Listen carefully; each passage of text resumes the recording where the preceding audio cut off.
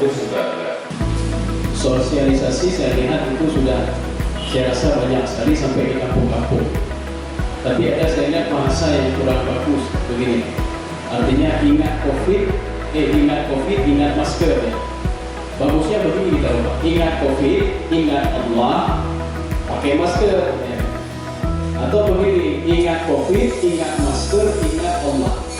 Bahasa ingat COVID, ingat masker, jadi mungkin kita bisa menyampaikan kepada masyarakat ya, kalau ingat COVID ya Allah berdoa ya, berdoa saja jadi ikhtiar. Jadi bukan ingatnya